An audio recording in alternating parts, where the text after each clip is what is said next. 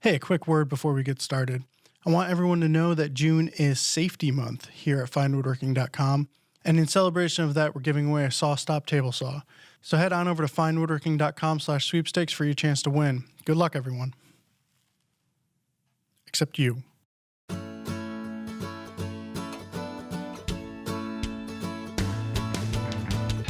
Welcome to Shop Talk Live, Fine Woodworking's bi-weekly podcast. I'm here with Fine Woodworking Editorial Director Tom McKenna. Hi. Creative Director Mike Pekovich. Hey, guys. And Taunt and Video Manager Jeff Rose. Hello. Hey, Jeff. I'm your host, Ben Strano. Ben. Hey, Ben's here. Jeff's here. What's going on? If you have any questions you'd like answered on the show, send them into shoptalk@taunton.com. Any links or articles we mention will be on this episode's show notes page, which can be found at shoptalklive.com. Don't email me asking for a link if you haven't checked the show notes page. Now you're going to get emails from me. Ben, where's that link? Ben, where's my link? Gentlemen. Hi. We were just talking about making chicken coops. Yeah. Which is fine woodworking fodder if I've ever heard it. Yes, you have 3 new additions to the family. 6. 6. Oh my gosh. We went big. That's right. Go big or go home. You went or from go big and go home. You went from why would I ever get chickens to I just bought 6 chickens in about an hour. Yeah. It was. Please stop talking about chickens. I don't want. Please stop trying to talk me into getting chickens. All of a sudden, it was like, we got chickens. Hey, Katie, chickens, and she was like, Yep. I was like, how many should we get? She was like 6. I was like, well, okay. So that's what we're going to do now. They grow. I hope so, and I hope they lay eggs. And they because, roam. I mean, that's the only way they're sure to pay for themselves, right, is by laying eggs. I don't think we're ever going to see that money. It's like when our chickens laid the first egg, I said, see this egg? This is an $800 egg.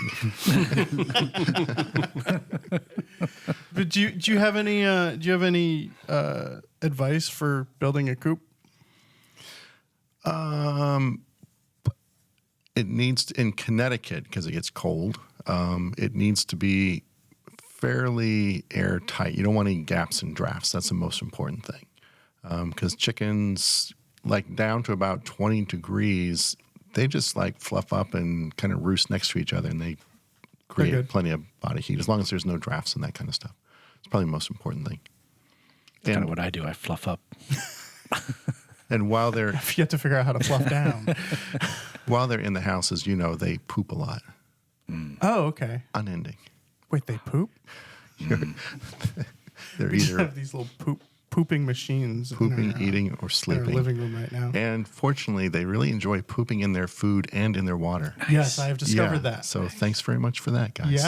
Yeah, chickens, lots of fun. I went to a dairy farm when Ryan was a little boy, and we had just done a tour there, and they had a big place where all the cows were, and they obviously poop a lot and big, and they had a machine that walked along the floor, just scraping it toward the end, and it went slow enough that the cows would just kind of step over it, and it would go to the end in a bin, and then it would wash out, or maybe they used a front loader or something to push it into a big pile and take it away. And somewhere there's somebody at a cocktail party being like, yeah, I invented the world's first poop robot. The poop scraper. The poop scraper. I bet it's what the kitty litter box was based on. That those things are amazing. So, but I thought that was fascinating. It still smelled bad, but it's better than shoveling. Yeah, it's good to be back. You were just. Yeah, you haven't been at this table in a while, Tom. So we have spiraled down to this. Yeah. Yes. You have a little announcement. Oh yeah. You just reminded me that 10 minutes ago. It's and you forgot. Well, I got distracted by the poop invention. So, it's Safety Month at Fine Woodworking. So, we will be offering a sweepstakes this month, giving away a saw-stop table saw. Saw-stop table saw. Cabinet saw. Yeah. So that's yeah. I can't sign up for that. No, but maybe the chickens can. I don't know. Yeah. Did they have names yet? Yeah, they're all what is it? Race Car Love is a chicken name? Race Car Love. Yeah. That's one. Okay. That sounds like a good band. Love T-Rex. That's a good band. Love Choo Choo. Okay. I'm sensing a pattern. Yeah. Love Chicky. And then there's Mabel and Marge. All right. Yeah. Mabel and Marge. So, but if anyone who's still actually listening after hearing about my chickens, was finewoodworking.com/sweepstakes. Yes. Head over and sign up to win a saw stop. Got to be in it to win it. Yeah. So We're gonna try and do like a safety theme, if you will, this podcast and the next podcast. yeah. Both podcasts in June of 2018, and we'll be posting some cool archive safety items and new safety items on the website, Keep your hands in the car. and no flash photography. Excellent. All right. And July is going to be dangerous month. Yes. It always is. Living on the edge. It's fireworks month, July. Fireworks in the shop. I got some great jigs for that. Danger month. Danger month. Danger month. That's a good one. At finewoodworking.com. It's kickback week.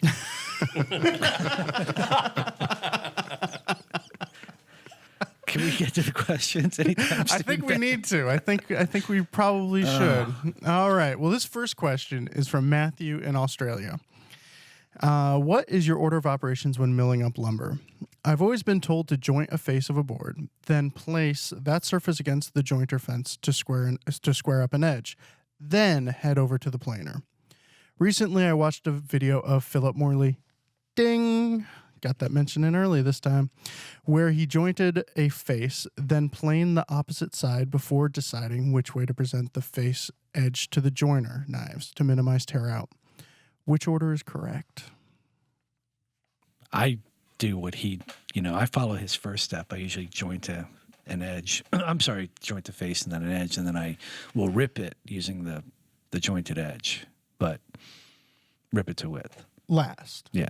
But you do jointer, planer, table saw. I do. Or bandsaw. Jointer, planer, table saw, or bandsaw. Yeah. Okay. Yeah. I used to do the Philip Morley way, one face, opposite face at the planer, then come back, joint and rip. And to his point, Matthew's point, if you do one face and then you joint an edge, you're really stuck with the grain direction when you're jointing that edge. And if it's really running out and in the wrong direction, you can get some chip out on that edge grain. So, however, I've kind of been going the other way, joint. Working with Bob Van Dyke at Connecticut Valley, when we run a class, usually we're prepping tons and tons of stock. And it's much more sort of a kind of a production line setup where he goes through lots and lots of lumber, and he just doesn't have the time to go, joiner, then to the planer, then back to the joiner. It's more, let's get it done. And I think if you maybe have a combo machine where you have to change out your joiner and planer, makes sense to do all your joining first at once. But you do run that risk of being, in the wrong direction. You can sort of be strategic if your board is fairly flat and you have the option of jointing one face or the other. Yeah. If there's not like a really big bow or anything where you have to have one face down, then you can get strategic. You can look at the grain. Okay, I need to be jointing the edge in this direction, which means I need to plane this face first. And then you do it and go, oh, no, it's the other face. Yeah. So, yeah.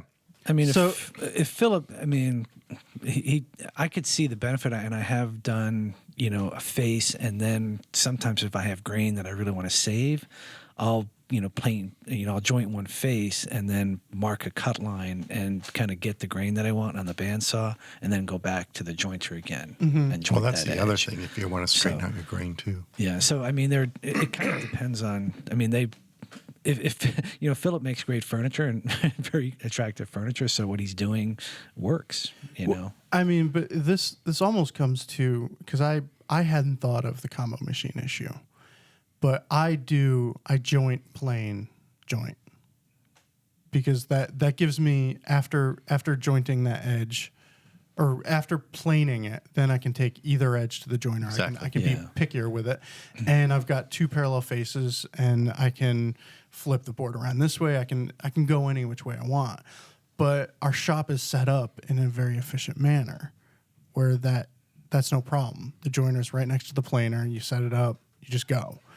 If you had a combo machine, I've never thought about a combo machine having that downside where you really do want to joint, then plane. Does Philip have a combo?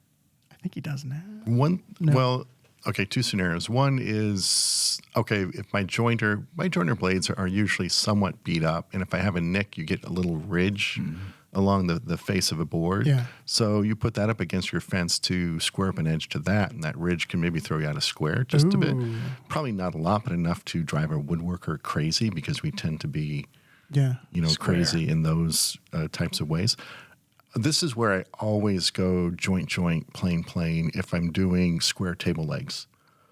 Because I'll always get two connected edges square to each other, and then I can run the opposite faces through the planer to square up the legs on the planer. Okay. A lot of times I'm doing, instead of ripping to final width, a lot of times, if I can, I'm running stock through the planer to go to final width. Especially if a lot of parts, a lot of and table aprons, Especially if they're right. square, it's a great method. Yep. All right, so for table legs, this is... Well, I was going to ask Mike. I know he did an article on, kind of a table from a board from a few years back. But the idea, when you mark out your legs, how are you reading, give readers and listeners a tip on how you read the grain with the rough lumber? Do you take a plane pass? Do you hand plane? Or you just kind of go by gut? You can normally, even with rough lumber, you can sort of see the grain direction. The important thing for legs is if you do a really clean cross cut, you can see the end grain. Yeah. Sorry, and the most important thing there is that you want the grain going at a diagonal to the faces or riffs on stock. So, so if you orient your stock as a riffs on cut along the end grain, and then you just angle the cut on the face along the length of the board, even with in line with the grain itself, then you end up with a really straight stock, straight grain lines on all four faces. So, that's its own kind of technique. Animal. Yeah. Yeah, there are lots of different ways to slice. Yeah, so there's definitely no one way of doing it. No. Yeah. All right. Well, as long as you come out flat and square, you're or close to it. I've never thought about the nick in a joiner knife though. That kind of messed with my head. Because I thought the combo machine messed with your head. Well, yeah. I mean, you got hit twice. Yeah, the nick in the joiner knife is something that I can really. I mean, I can't afford a combo machine. I can afford nick joiner knives. Yeah. All right. And the other thing is, if you have that nick, from the jointed face, that's going to be down on your planer bed when you plane the opposite face. So that face is actually not parallel with that jointed face because that nick is kicking it up a little bit. Man. And then you flip it over, and then you do have parallel faces, but it's no longer perpendicular to those edges if you jointed that. It's great for It's great for tapered trim. The spiral you just sent woodworkers all across the world on. Yeah. So get a segmented cutter head for your joiner. You're good. Yeah. And I have always argued or thought that a segmented cutter head for a joiner, while nice, was a little bit overkill. Yeah. But No, it's never overkill. Pick your poison. All right. Next question is from Thomas in Bavaria. We have an international theme going on today. I started woodworking 3 years ago. After a few furniture projects, I decided to build a guitar. I made the top and bottom, bent the sides, and glued up the neck. Then I realized how much work it would be to finish the guitar. Eventually, I lost track, and this thing just inhibited me to do any woodworking at all. So I cleaned up my workshop, set all the guitar parts and jigs aside, and started a new project. But this guitar sitting there, unfinished, annoys me all the time. How do you deal with projects that you can't or don't want to finish? Just burn it? Which we had talked about a little bit last time. Yeah. I mean, first of all, you did the right thing by putting it aside. That's a tough thing to do. Yeah. Those unfinished projects sort of become those stumbling blocks to moving ahead. So congratulations. Yeah. Yeah. And again, you picked up a lot of skills along the way. Now you know how to, for the most part, build a guitar, should you ever want to build another guitar. Yeah. Go back to it. And you know what building a guitar entails now, should you want to ever attempt it. So you're much further ahead in the game than you were before you started. So There's certain worth in these guitar parts in terms of your experience. So I'd say, yeah, burn away if you need to and they bother you. Yeah, or like do a quick glue up and do like an El Caban kind of thing, bash it. go all Just walk Pete into a music Townsend, store and do it. Pete though, Townsend just on to- it. Yeah. I get what he's talking about. So I've had things that I've started and then just kind of, either I don't like where it's going or it's just not working out or for whatever reason. And I used to kind of hold on to those little trophies, but now I don't. I just burn them or pitch them. I have a desk that has haunted me for a while, but thankfully for us, we have an empty office building next to our shop that we can just put stuff in. Is that? Oh, And I may or may not have a couple of projects that just sit there in a cubicle. And you go around the corner, it's like, oh, this is the land of unfinished bed I'm projects. sorry, Ben. Maintenance just told me that they cleaned out that building. So I think your probably job is done me done. a favor, yeah. But yeah, I have a penchant for starting a project and complicating it along the way, where it's like, oh wait, I can make this mechanism that if I push Yeah. this open, and like I think I'm Craig Thibodeau all of a sudden, and turns out I'm not Craig Thibodeau. And then I wind up with like, wait, I need to do this in order to put this together, in order to put this together. And I have this horrible order of operations and I can't get through it. And with the current situation, it just goes in the office then. But eventually I need to get that stuff out of there and cleaned up. And so I'm simplifying it in my head and I'll just make something out of it. Yeah, I think Yeah. if the thing is annoying you, get rid of it. If it's something that you think you might go back to, maybe hold on to it. Or, I mean, for me, it's just change it into something a little bit more attainable. A guitar, you're kind of screwed. Yeah. You can make it into a chair. Or a planter. Yeah, if the guitar my wife would just put it in a garden with Yes. flowers in it. And That's that's actually there not a you bad go. idea. Yeah. Hey, they do it with toilets. Why not do it? Yeah. Yeah. If Thomas didn't mess up anything on the guitar, he's just sort of overwhelmed by it. Just Yeah. put it away, put it in a big Yeah. box, just hide it to where you can't see it because you may eventually end up wanting to do that. But Right. in your case, if you have this desk, so, if you have like 4 legs and aprons and that's all together, that can certainly be turned into something else. Yeah, I kind of just need to do a tabletop Yeah. and put it on there and move on with my life. Yeah. If it's an albatross, shed it.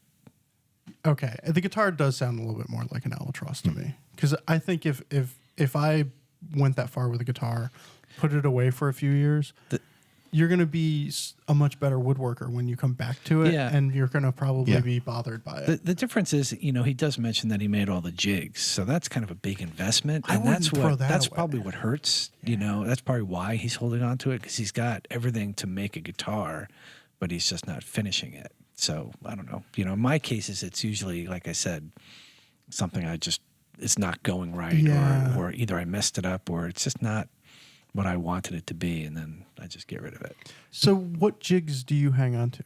I don't know. But, okay, Thomas, you need to hold on to all this stuff because whenever...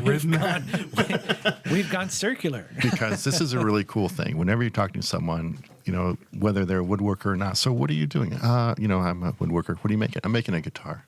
Yeah. As long as you have these parts, you are making a guitar. That's something. Yeah. What have you done? Well, I've done the top and bottom. I bent the sides and I glued up the neck. And no one ever cool. really expects you to finish it. And no No. one really wants to hear what you're saying anyway. Ed Pernick, who was the old Ben, What? started Huh? this. Huh? He started a violin, and man, he milked that thing for years. Ed, if you finish the violin, I want to see a picture of it, but I kind of think you haven't. So, but it's a I don't cool think thing to he's say. listening either. I'm making a violin. That's an awesome thing. It's like I'm working on a novel. How long have you been doing that? About 15 years now. I'm writing a play. But I mean, I asked as a side question though. But what jigs do you hang on to, and what jigs do you? No, if they're throw if they're away? really specific, and you can make them again. I don't know. Like, Yeah, but not necessarily luthier stuff. Yeah. But like, do you? If I think like a tapering, like a leg tapering jig, obviously you You can probably always come back to want to it. hold on to. But I tend to hold on to jigs just in case I think I might make something again. I don't often make things twice or 3 times even. But I do have some jigs that I use for some step stools that I built many years ago that I still haven't thrown out. And I don't know why. Yeah, that's tough. The Jigs more are tough, 'cause the more I teach, the more jigs I have, and the more I tend to hang on to them. It's like, Yeah. oh, what if I ever teach that class again? You, See, have, you have like an attic dedicated to. Yeah, He literally does. You go Yeah. in the shop attic, it is filled with jigs. yeah. Well, I have a really hard time designing jigs. I mean, it's a gift that some people have, and Philip it takes Morley me has it. well, a lot of people do. I mean, Ding. Tom McLaughlin has it, and Yeah. it takes me a while to like figure it out. You Yeah. know, it's not something that comes intuitively to me. So if I spend a lot of time coming up with the concept and the execution, then I tend to kind of hold on to it, because it's sort of like, maybe it's like Matthew's guitar. Oh, I'm sorry, Thomas's guitar kind of thing, where, you know, I put so much effort into it. I'm going to put it aside, and maybe I'll use it again. But it's something I'm sort of proud of that I actually figured out. Yeah. And it's funny because my son, you know, he's studying engineering, and he's got that 3-dimensional mind, and it takes me a while to get there. Ditto. That might be my most favorite aspect of building furniture is brainstorming a jig. And the more complex solution I need to arrive at, the better. It's funny, that bogs me down. You know, I sometimes will go the hard way instead of trying to figure out the jig. You know, it's weird. But as long as if I can do it Yeah. without using a jig, because like I said, I'm not making things more than once. A lot of Right. times I'll just slog through it to avoid the jig making, because that sort of frustrates me, and that can prevent me from having fun, you know. Yeah. Right. And then, yeah. And then it sits, and then it becomes my guitar. But, you know, When you different just strokes. inside refer to, this is my Thomas's guitar. It's like my albatross, my guitar. Oh, funny. All right, so let's move on to in celebration of Safety Month, which is June. Tom, Are you talking to me? Oh, Yes. yeah, June. we decided to do all-time favorite safety technique of all time of this week. Although you should use these techniques all the time because they're safety based, Yes, it's true. not just this week. What you got, Tom? Yeah. Oh, yeah. Don't cut your fingers off. There's mine. Oh, okay. No, I'm kidding.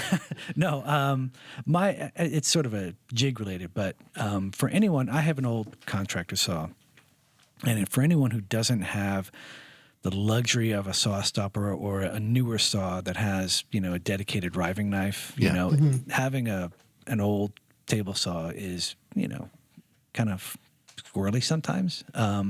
So what I would recommend anyone who doesn't have a riving knife, you know, take the time to create a zero clearance insert and then put a splitter in there, because that's what I did that a few months Gluing ago. a stick right on the Yeah. tail end of the blade. Yeah, Yep. yeah, it's really. I mean, you'll get cleaner cuts with the insert, but you'll also get that a little bit of a surety that you're not going to get, you know, a kickback.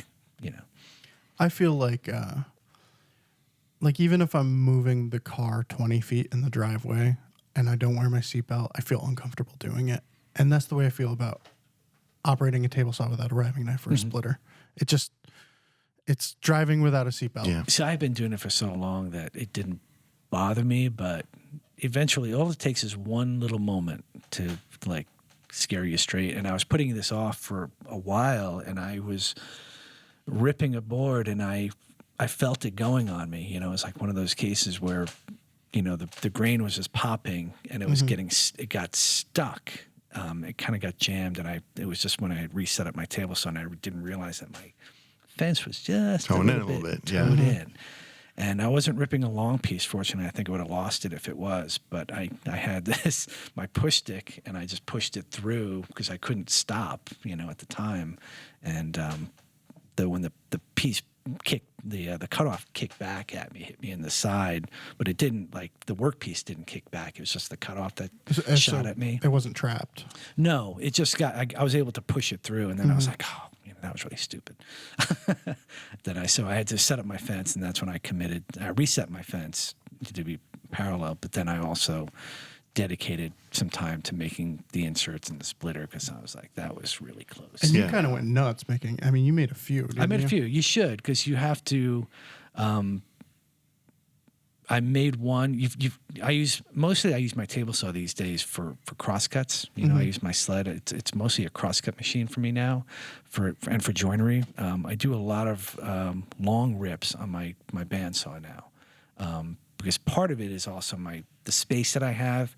If I had more distance behind me, I have a long rectangular shop that I've talked about before, but I'm limited in front of the table saw, so a lot of times with long boards in particular, I'll rip them on the bandsaw. But you have to make one to accommodate a sled, and I've got one just for rips, and then I have a one that I haven't used yet that's just a blank that I'm going to use for dado cuts when I put a dado set in. But you don't need a splitter. No, you don't. No, that's a different. That's just the insert. Yeah. Okay. So, I mean, if you really, I haven't. I don't feel the need to. I don't know. Have you ever heard anyone doing a miter splitter for angled cuts? I'm not going to get into that. So I haven't heard of it, but I mean, I wouldn't mock someone for doing it. Yeah, I don't. I wonder if anyone out there has. So let us know. Yeah, I'm rarely making those kind of bevel cuts on my table saw because I have a right tilting saw anyway, and it makes any kind of an angled cut, a little bit weird. Can you explain that what the difference is between a right tilting and a left tilting saw, but more so what the concerns are between a right and a left tilt? Well, for me, the right tilt, if you have most people have their fence on the right-hand side of the blade. A right tilt saw tilts toward the fence. And so every time you want to make a bevel cut, what I've done before is put like a sacrificial fence and kind of bury the blade up into it and make that cut. But that's kind of squirrely. And one other time when I had to make... And make it from the left of the blade? No.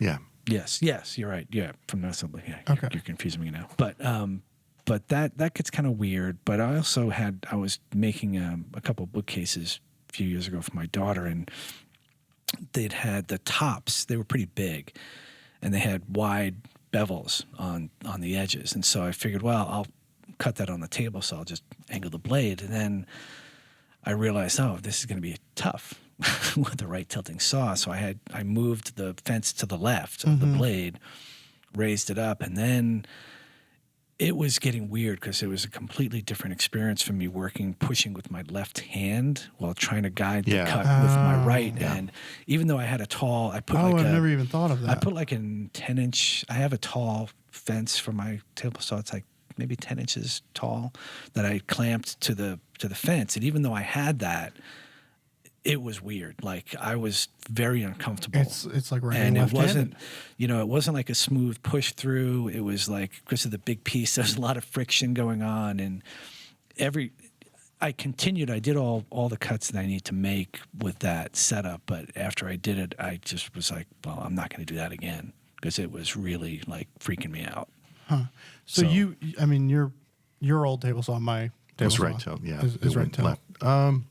There's some advantages and disadvantages to both, but basically you don't want to be ripping something. You don't want the blade tilted toward the fence so that you're ripping something between the fence and that tilted blade because it's sort of trapped underneath that blade. Which is why if you have a right tilting saw and you're doing a bevel cut, you tend to put the fence on the other side, like Tom was saying. It's a little squirrely for me because I'm not ambidextrous in that regard. Yeah. Right.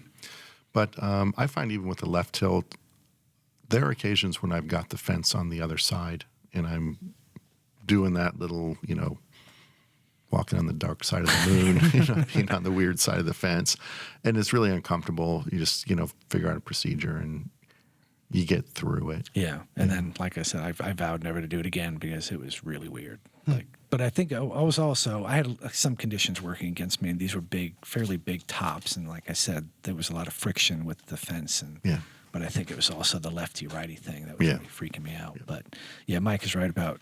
I had the right-left reversed on the tiltage for the offcut. So beware of that. Yep.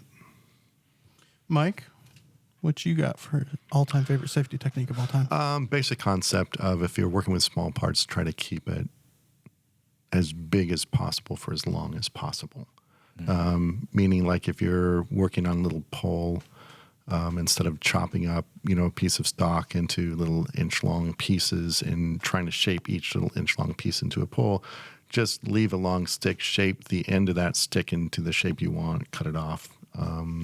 If you are trying to mill narrow moldings, a routed profile on a skinny molding, instead of ripping all your stock to that final width and then trying to keep that against a router bit with featherboards or something, just have a really wide board, route the profile into the edge of that, and then rip that off. So it's that concept to leave it big as long as you can. Keep your fingers away from the blade for as long as you can, and then Philip Morley. Ding, ding, ding. Man, this is like the Morley show. No, this is like the Morley podcast lately. He's doing an article for us on these little drop poles, which are really beautiful. But and he does the same technique where he leaves them big as long as he can. But then once they get small and he still has to shape them, I believe he hot glues them onto like a bigger stick to do like final shaping of this little thing. It's like really brilliant. And I'd never heard of that technique. So that sort of takes it to the next level where leave it big as long as you can. And then even once it's small, glue it onto a stick if you need to do some more shaping. So that was really cool. I remember when we were doing the Matt Wada video workshop, he had a bevel block, and he was, he's a teacher, so he knew to say, so this little bevel block was just a reference surface for doing a dovetail pairing a dovetail into a Minor.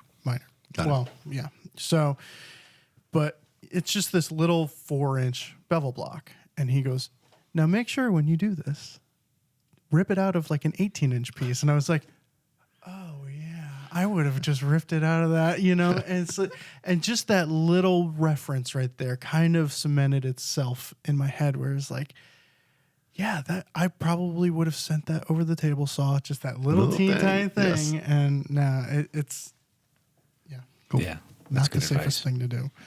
What you got, Mr. Ben? Well, I was going to ask you though, what is the smallest piece that you'll send over a joiner? A jointer. Thickness or length? Length. Oh. I just did something which was 5 inches. That's pushing. That's Are you proud of that? sounds. It's okay because my joiner has a fairly narrow gap between the infeed and outfeed, and you get the right sort of the push stick, which you can apply pressure over the entire length of the piece, and then your technique has to be, you gotta. It's not. Yeah, I'm comfortable doing it. Would I picture that in the magazine? No. Would I necessarily teach that? No. Okay. Yeah.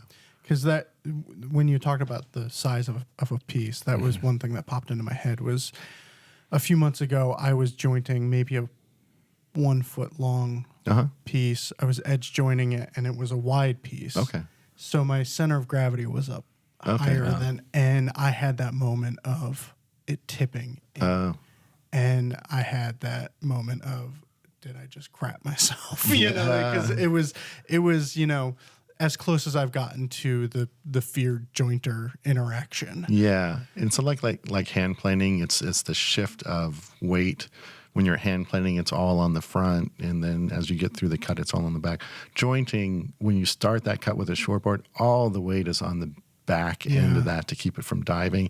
The minute you hit that outfeed table with the leading edge, then all your pressure goes on the outfeed table to keep it ever from like tilting the rear end, tilting back down into the blade. And don't you have a special push stick, Mike, that has a little lip on the back and goes across the length of the workpiece? Yeah. So you're holding it down, all the way across. Yeah, that's my favorite style of push stick. So you take a rectangle of MDF or plywood, and basically you make a cut almost the full length parallel to the bottom, let's say a 1/4 inch up, and then you stop that maybe 1.5 inches from the end, and you make a little cross cut. So basically it's a long stick with a flat bearing surface and a little hook at the end. I use that for my table saw, the joiner, bandsaw, pretty much anytime I need that. I like that because I can put downward pressure on the entire workpiece for the most part.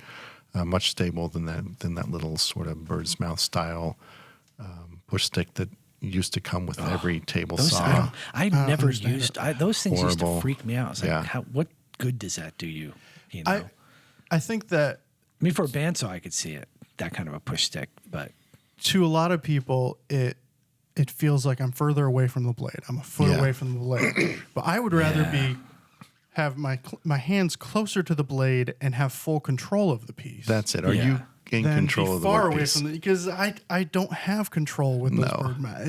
It just, and for some people they work, and if that works for you and then you're comfortable, great. I learned with them. I have a pair of them, so like you feed it through, you make a long rip, and when you get toward the end, you get out your little bird thing, and then you start to push it. But then you have to let go of the board with your left hand to grab your second little bird's mouth thing and hold it against the fence behind the blade. Then you got these two chopsticks, and it's it's weird. I think you know, my push stick is probably my most used machine aid. I use it on my router table. I use it on my bandsaw. I use it on my table saw. Yeah. And it's just I don't have the style that Mike has. I just make, you know, a simple one out of pine where it's just a long one with a notch cut out at the back end. But it gives me all I need. And when it gets chewed up, I just replace it. Yeah. And that to me is key. It's just, but that's the big thing. I could not never letting imagine it be precious. Yeah. Those bird's mouths things. I just, like I said, I've never used them because I was always like, wow, that's weird. That actually scares me more than just putting my fingers, you know, pushing it through with both my hands because I need that control. Yeah, my new favorite alternate hold down if I'm either ripping wider stock or going across a joiner is the grout float. Yeah. With that red squishy really sticky. rubber. Yeah. Those are awesome. And like you used to, actually they're pretty expensive. You could buy those plastic, kind of whitish plastic handled push pads for your joiner, buy them in a pair, and they got that little rubber on the bottom, which is really slippery and doesn't. It's like a mouse pad. I bought a pair of those. Yeah, they're this year, and as soon as dust gets on that, it's just like you might as well just be pushing, you know, polyethylene plastic or something. It just slides right across the wood. Yeah, but those grout floats are awesome, especially if you're ripping like big white plywood and stuff. Man, you can stick that on there. It's like a suction cup to push that through the cup. Really cool. My all-time favorite technique of all time for this week is almost, I felt silly, but I couldn't get this out of my head. I was thinking all night. I was like, what am I going to do? But it's really always hold a chisel with two hands. That's great. That's perfect. Yes. It's something I see so often in videos and things like that. If somebody holding a chisel with one hand and a piece with the other. I did that one time, Garrett. And I haven't done it since. Hey, I've got a scar to prove that. Yeah, So you hold your mallet in your mouth. Okay, you win. But No, I know what you mean. but like I'm on For pairing, with a mallet. I'm operating the chisel with both hands. Yes. Oh, good point. So I get like queasy when I see somebody with a chisel in one hand and a workpiece in another, and it just makes me super, super uncomfortable. It's the same feeling I get when I rip without a riving knife or a splitter. It doesn't feel right. It doesn't look right. It's not right. And it is something that we have to be very aware of because there are people who... I can't tell you how many times I've told one particular author when I was on photo shoots with him that, hey, I know you do it that way, but I can't photograph it. Yeah. You know, because he's like pairing right to his femoral artery. And I just like, come on, I know it works. But I made that mistake. And it was this classic moment where I was just taking a little... It's been a while, but I think I was just taking a little nib off a piece with the chisel, and I figured, well, you know, instead of putting it on the bench, and I'm just gonna, you know, I'll go zip, zipped right into my thumb. The first movement, as soon as the chip came off, it went right into my thumb, and I was like holding it, not afraid to look, and watching the blood come out, and I was like, oh, that was really stupid. And all I had to do was move a couple things off my bench, and you know, I didn't go and get stitches or anything, but I probably could have used a couple or at least a butterfly. But I just kind of taped it up. But yeah, it was like that. Sometimes it's the moments where if you take the time to think twice, you may change your path. And you know, it's like when you're kind of in a rush or like, you know, it's just one more thing, one more cut, and then Right. I'll bang it out and I'll be done. But you really should always take that moment and think about what you're doing. There's certain habits to get into, I think, and try and get into them early. Yeah. And to me, that's one of them. And never operate a chisel with one hand. Yeah. Never do a rip without the push stick right there. Because if you walk up to the table saw and you go, "Where's my push stick?" Your push stick's there. Yeah. You know, you have no excuses. You can grab it; it's right there, or you can move it out from under the scrap that's sitting Right. on top of it. And there are habits that I feel like the sooner you can get them ingrained into your being, the better off you're going to be.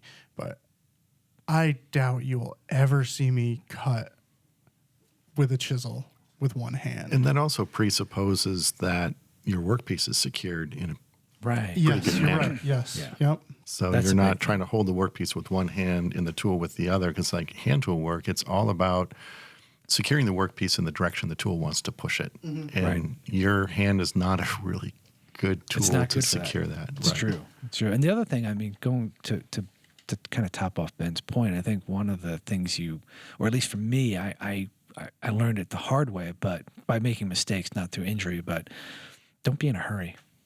Yeah. You know, it's like, stop, think about what you're doing, and don't be in a hurry. If you're in a hurry, maybe you need to kind of just step out of the shop for a little bit, because it's so easy to make not only a mistake, but get injured by being in a rush. Yeah. You know, it could be just as simple as reaching across the blade to get an offcut. If you're not thinking about where your hand is, you could easily kind of clip it with the offcut or whatever. Yeah. All right. On that happy note, Hey, it's safety month. Did I tell you that? you have. We're going to take a quick break, and when we come back, we're going to discuss why wide miters have a penchant for opening up over time. No, we're not. Make sure you check out Rough Cut with Fine Woodworking, sponsored in part by Felder Group and SCM. Season 8 is airing now on PBS and brings unique design inspiration and easy-to-follow project instructions to woodworkers at every skill level. Check your local listings or visit finewoodworking.tv to watch now. Hello, podcast listeners. I'm Steve Aiken, the editor of Fine Gardening Magazine. And I'm Danielle Sherry. I'm the senior editor at Fine Gardening. And since you obviously have excellent taste in podcasts, we'd like to suggest another one you might like. It's called Let's Argue About Plants. The podcast for people who love plants. Just not always the same ones. Subscribe today for great plant recommendations and expert opinions on what will make your garden special. You'll find Let's Argue About Plants on iTunes or wherever you get your podcasts. See, we went for almost a minute without arguing. All right, next question, in keeping with our international theme. More, Good day. yeah, more another Australian Hey, you know who's question. going to Australia? Matt Kenny. On a one-way flight. He's leaving on a jet plane. Can we tell the story about how he was booking his ticket? He was going, Yes. I mean, I can't believe how affordable this is. And also, why are they routing me through Canada? And it turned out And why is my plane so small? That was the other one. It's like a 737. I can't believe it. He booked a ticket to Sydney, Nova Scotia. Oh. Or he booked a ticket to Sydney in Canada for $1,200 or something like that. He was like, we should all just go to Australia. We're all going This is now. great. And it was Yeah. like, oh no. Yeah, I saw the expense report. It wasn't. It was not $1,200. $1,200. And it's a 2-hour flight. That must be because of the time change. We're going with the sun. They go high altitude. It goes faster that way. Maybe we're going the other way around. Maybe it's really not that long. Maybe you go across the North Pole. It cuts You like get there 18 before you hours. leave. The plane flies backwards. That was great. The whole day, he was like, I just can't believe it. Hey, you know what I did? He has a PhD, ladies and gentlemen. Dr. King. Yeah. All right. We talked nice about him one time, and now he gets this. That's right. All right. From Derek in Australia. I'm building a Stickley style box spindle chair. The plans call for 6-inch wide arms that meet in a similarly wide back joined with miters. I'm apprehensive about miters since I've had bad luck with them in the past when seasonal expansion contraction opened up the wide miters, either on the inside or at the outside corners. How can I better control for seasonal changes? The plans call for quarter sawn white oak, but I'm using flat sawn cherry with maple slats for a soft contrast. I have a quick question. What is the box spindle chair? I didn't have. Oh, there it is. Okay. It took me a while to find it. All right. Now I got it. Yeah, I had to. So he's I'm talking assuming, Mr. Arts and Crafts, that this is Is what that right, Mike? he's talking about. Yeah, definitely. Yeah. Okay. Usually you see that in a more like a settle style, like Yeah. a longer Okay. piece. But yeah. So it's got miters at those back corners. Yeah, and the reason why those miters open up on the wider stock is if you have a piece of stock with a perfect 45-degree angle cut on one end, but then if the width of that stock changes, it expands or contracts, it changes that effective angle, so it's no longer 45 degrees. So there you go. You got two pieces that are perfect 45s glued together. Everything's happy. Then all of a sudden let's say they expand, so the angle gets shallower. Does that sound right? And then boom, you have a joint that just opened up. So the way that I've always understood it, and you might be saying the same thing, and I'm just not making the connection, but at the let's say at the bottom of the miter, the piece is 6 inches wide. Okay. And it's going to have 6 inches of expansion and contraction. Okay.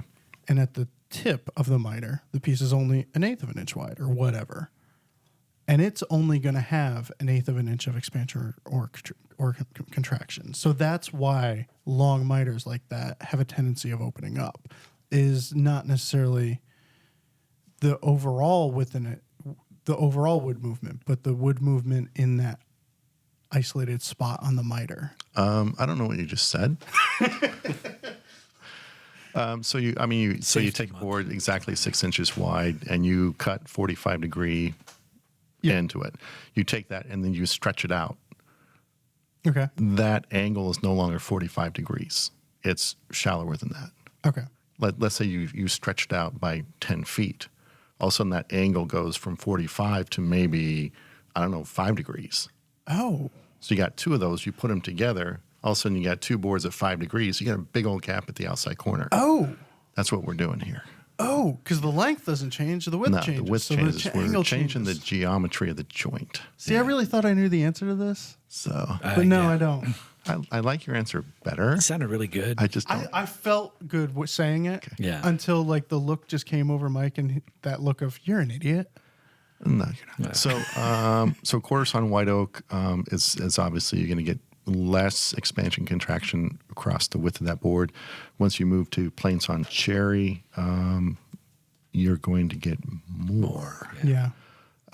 So where's it more? So, you could maybe try a spline along the length. That might help. The other thing you could do is you might put a really light chamfer on each piece at that joint. So instead of because if it's like a perfect joint and then that outside opens even like a skinny 64th of an inch, it's going to be this graphic black line on that joint that's going to bug you. Whereas if you already have a chamfer and you already have a continuous shadow line across that entire joint, if it's open just a hair, perhaps you're probably not going to see that. I think a full-length spline would be a good idea, and then maybe a light chamfer. So, because eventually it's going to move. You may as well accept it and just accommodate it with that little highlight, or just change it into do a big old half lap joint. Oh, that'd be cool. If you can change it that way. Maybe you could do Could even do change it and do a mortise and tenon at that back too, instead of doing the miter. Right. Have that back rail tenon into the side pieces. They're thin though. maybe do like a mitered half lap. So the outer face is mitered, but then you have the continuous glue line. You're still going to get some expansion contraction, but at least you have a really rock solid joint there. That's kind of the best of both worlds then. Probably. My thought is doing this chair in quarter sawn cherries and maple is already going to change the look of it significantly. Yeah. So you are already making design changes. So Yes. just change this if you're open to that to something that is more likely to stay. Yeah, closed. that is the dominoes that start to fall. Okay, here's this arts and crafts piece, but now I'm going to change the wood. That's a really big change. Yeah. In that arts and crafts furniture with the really broad, flat surfaces and no real ornamentation or inlay or veneer or moldings, it's designed around the notion that quarter sawn white oak has this big wild ray fleck, which is going to decorate those really flat surfaces for you. And the minute you change those woods out, that design becomes a different thing. Yeah. So own it. Yeah. To your point is, okay, those dominoes are already start falling. Just keep going and see where you want this to go, and change it up a little bit. No big deal. Huh. Yeah, that's awesome. What would you do? Would you just change it?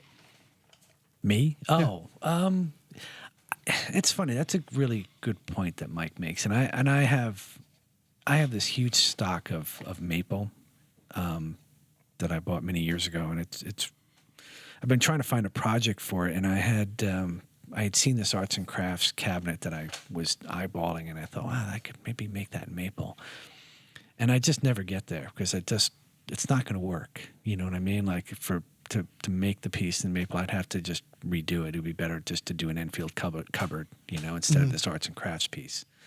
So I think when Mike's the arts and crafts guy, and I think when he's right, when you change the wood, you've got a whole different beast. So, I would go for it.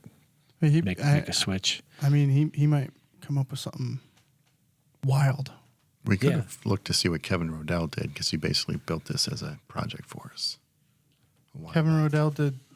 Yeah, he did a Prairie Settle, I believe. Wow. Yeah. Yeah. It was a while ago.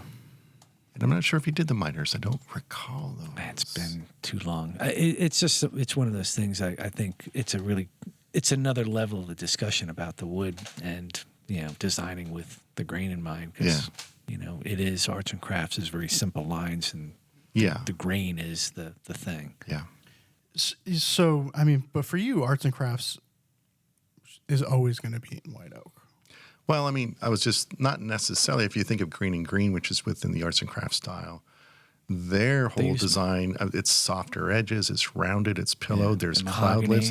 It's the mahogany. It's a really tight, quiet grain where if you do a Green and Green piece in white oak, that's going to be, that's not that's what I mean. happy. That's why I kept thinking maybe that piece could have worked in walnut, the cabinets that I was talking about, but not a light wood. It just wasn't. In my mind, I mean, I didn't build it because I just thought, wow, that's going to suck. Kevin. Can I say that? Sure. Sure. You're the boss. You can do whatever you want. I can't say the other one, though. I mean, I don't know. That's the only curse I know. So I don't know what you're talking about. Kevin just Morris intended him. Okay. Yeah. It's a smart way to go. Yeah. And it looks great. But I think it's interesting. He's got his diamonds on the end, so the arms extend past. And he got the little chamfer diamonds on the back. That's smart. See, that's a way to hide the. He owned the change. Right. And he solved the gap problem. Yeah. Because that miter is there because this is designed to be viewed from the back as well as the front. So that miter joint looks good from the back. But what Kevin did is he did a nice little joinery detail on that armrest as it extends past the back with a big heavy chamfer and turn that into a visual design element, even though it's a different joint. So solve the problem attractively. Yeah. God, man, that's a gorgeous piece. You photographed that one too, I right? did. You had to light that fire. It was like 90 degrees outside. That's awesome. Yeah, Kevin's a master of adapting the arts and crafts style with such a good eye. I mean, it's really amazing. Well, at this point, like I feel like he's a part of the fabric of the arts and crafts style now. I mean, it's more like a Rodell style. Yeah. It really is. I mean, if you were creating or thinking about a style, like a name for it, I think you could easily call it Rodell. Yeah. Yeah, I think it's the epitome of that because I think if you come into a style and say, I'm going to make this, but I don't like that about it, I don't like that about it, I'm going to change it, then you're really not really designing from within the style. You're designing from a reaction to not liking the style. Right. Where someone like Kevin, he was a real student of the style and of the craft. And basically, I think he probably made pieces for a while that were pretty true. But then as he kind of internalized those design elements and he began to design from a more original place, but from within the style, you can be really creative and original and still be really true to the style. Two different things. Yeah. One is adapting a style into a way that isn't meant to be. Another way is to sort of work from within a style in a real intelligent and sensitive way to come up with original work that still speaks and rings really true to that style. Yeah, it's like what Garrett, Very had much, done when yeah. he started off with Federal and Shaker and combining those forms in different ways, and it's just it works. It's seamless, and it's still like you look at a piece and say, "Oh wow, I recognize that." Yeah, and Chris Becksford's work, although we think of him as being the quintessential Shaker furniture maker, most of his stuff, it's very much original and contemporary takes on Shaker designs, but it feels very true to the style. Yeah, You've just seen it so much. You've seen it duplicated so many times that it's that's Shaker. right. thought of as Shaker, but it's kind of Becksford. It kind of looks like a Shaker, so Yeah. All right. Let's hit some listener comments. We've got a bunch. And this is in reference to episode 163, and we were talking about woodworking getting easier. And Neil Brooks on YouTube says, cycling's Greg LeMond once was asked if bike racing ever gets any easier. His reply was, "It never gets easier. You just get faster." That's a great quote. Yeah, we were talking about how it doesn't get easier. You just get bugged more by smaller things. And from Robbie Wright on YouTube, if you ever spill CA glue again, Anissa, this one's long. You can clean it up with nitromethane. It dissolves CA glue very quickly. It is sold as CA glue release agent. You can get it at woodworking supply places, or you can go to your local RC model shop. They use it as fuel in RC cars and models. If you plan on doing a lot of CA glue spilling, go to your local drag strip. They use nitromethane in Top Fuel dragsters and funny cars. You can get it by the drum there. Oh, cool. So this must not be flammable at all. This is Totally safe. Yeah, I just willy-nilly. This is perfect for Danger Month. Yeah. Save it for next. We're gonna buy a drum and we're gonna just blow it up. Introducing be awesome. Danger Month. We're gonna get rid of some old projects. It's gonna be awesome. Who's going to sponsor Danger Month? Who makes nitromethane? Yeah. Oh, I'm sorry. Those last two were not from YouTube. Or maybe they were. Maybe I'm just confused. Another YouTube comment in reference to episode 163. Super podcast. First of all, the three of you convinced me that I need to buy Matt's book. So go buy Matt's book. Oh. Everyone else. Matt has a book? Yes, I know he's believe going it to or not. Australia. Who else has a book coming out? Oh, I am. Oh, that's right. You know who just gave me a nice blurb for my back cover? Nick Offerman. Ooh. Name droppers. Yeah. I'm so excited. It's awesome. Nick Offerman knows who I am, man. All right. And from Matt Wiesner. Great episode. And Matt said, wait, you can do that? Yeah, no, Matt would say Nick Offerman wrote about me in his book. Oh, yes. Isn't On there, page like, 37. he probably misspelled something. Good, clean, Wrote fun. Kenny or and- something. Yes.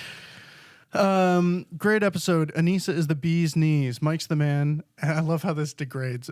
Ben, great job. Ben is in lowercase. Camera guy, solid work. Sold work. I think he's talking about. Oh, sold work. Oh, my goodness. Looks like Jeff is selling off some gear. Maybe that's what the noise was before. We were missing some stuff. All right, on iTunes, let's see, from MBWB. Thanks for all the wonderful knowledge you impart and for keeping it entertaining in the process. And now, just like everyone else keeps telling you, make it once a week. Thank you in advance. No. And from What was that? No? Mr. Unique ID, the best. If you're a woodworker, this is essential listening. These guys go into fine detail on all the little tips and tricks that it takes to become a better woodworker. I'm pretty new myself, and I feel like I've gained so much knowledge by listening to these guys chat. It's reassuring to know that other people have the same issues as you, and it clues you into what to look for in the future. Not only that, but I always feel excited to get out into the shop afterwards. We appreciate the 5-star reviews. It does help, everyone. Go do it now. I was going to do it on the air today, but my phone is at my desk where it should be, people. My phone's right here. I know. Really bugging you. I put it right there. I know. All right. Anybody have any recommendations? China marker. China marker. Yeah. Yep. Just for marking parts, I was doing some demos, Fine Working Live, where I was marking parts. I want to make sure they really showed up. So I got some China markers. I thought, well, they're going to be like really heavy and greasy. I would only do this for demo. I wouldn't use it myself. They're not. They're much like harder than I imagined them to be, and they do really like I like red China marker, like little marks on there. And you can plane it off in one swipe, but you can really see it. It doesn't tend to smear or smudge. Like chalk kind of goes away, and pencil can be hard to see on darker woods. China marker. Right on. I don't have anything. Shop rags. Those blue guys. The blue ones? They're awesome. The roll, I always feel guilty using them. I get the box. I always feel like I don't make enough money to use shop rags. They're just so expensive. And you just throw them away. It's $10. Yeah, I would feel pressured to wash them. Yeah, I mean, But I'd not get them dirty. they're gentle on your nose when you blow too. Oh, no. See? Editorial director right there. Well, I don't have tissue. I don't have a tissue box. That's a new sort of fashion-forward style, is to use a blue shop rag as a handkerchief. There as you a go. Pocket handkerchief or pocket square. Oh, my son's prom. My son's prom is coming up. There's his little pocket thingy, And right? the bow tie, the wooden bow tie, and the blue. I have a wooden tie. I brought it. I forgot it. I was going to wear it at the Fine Woodworking Live banquet, and I had it in my suitcase, and I buried it, so I We're wore it. all so utterly disappointed Oh right man, next year, now. Okay. Next Something year. to look forward to, everyone. the wooden tie, baby. All right, that's all for this episode of Shop Talk Live. If you have questions you'd like us to answer on the show, send them in to shoptalk@taunton.com. If you're watching on YouTube, please click that thumbs up button. If you're listening during June of 2018, go to finewoodworking.com/sweepstakes for your chance to win a saw stop. Yeah. Why did I go into a weird voice there? That was really weird. I was gonna yell it, and then I realized that I have a microphone right in front of me. So stop. Finally, you can keep up with Fine Woodworking on Instagram and on Facebook, and look for all of us on Instagram as well. Thanks for listening. Is it professional or commercial? I didn't know, so I Stop. didn't say. It's under 5,000, so it's got to be. It could be either way. I think it's the. Professional. I think it is. It's like the 3,500 one. Professional. Yeah. It's nice.